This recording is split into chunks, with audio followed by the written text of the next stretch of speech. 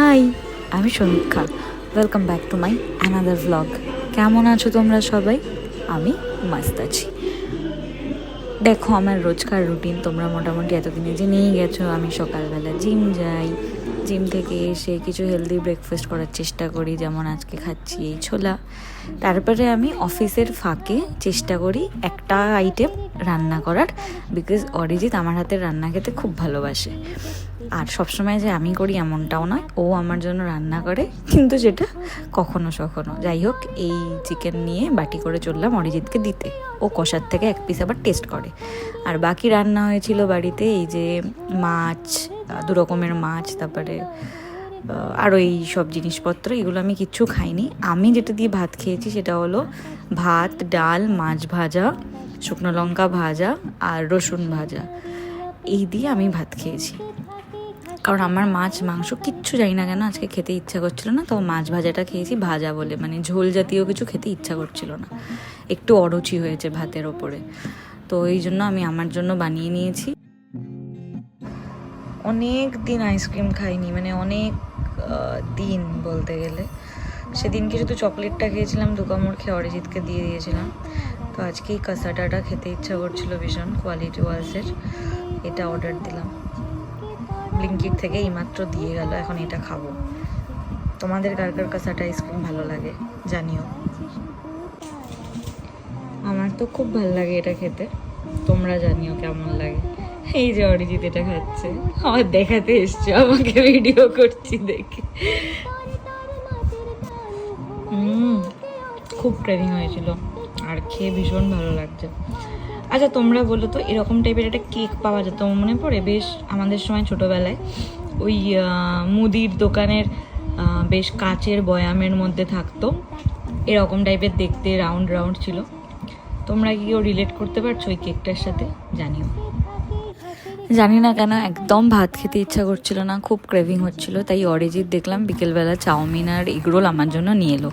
যদিও আমি এত অয়েলি ফুড খাবো না, ও খেতে চায় না, বাট ও চাউমিনটা খেলো আজকে। আর আমি এই নেটফ্লিক্স দেখতে দেখতে একটুখানি রোল খেয়েছি, পুরোটা খাইনি।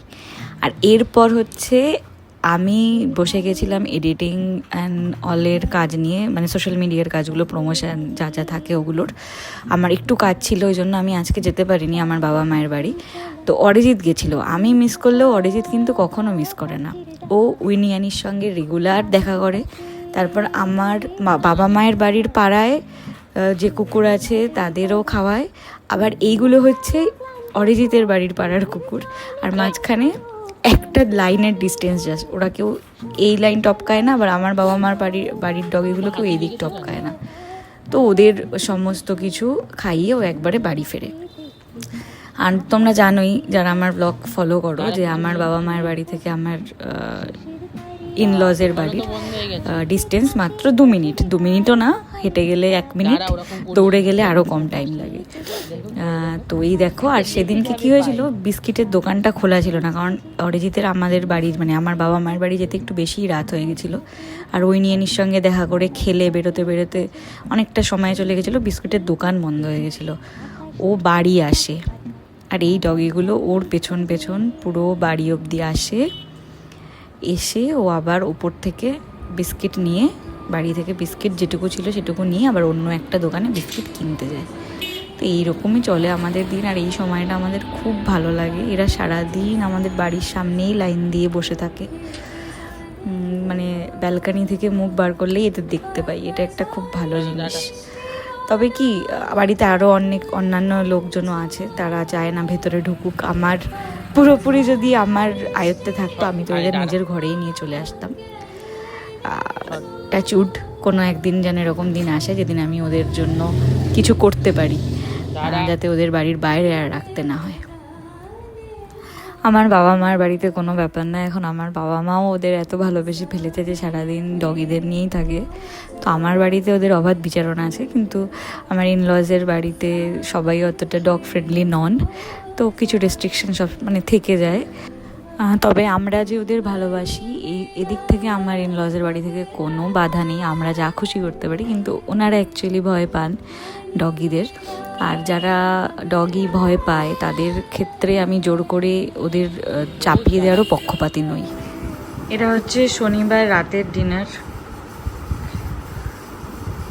এটা মোগলাই আছে চিকেন আর এগ দিয়ে।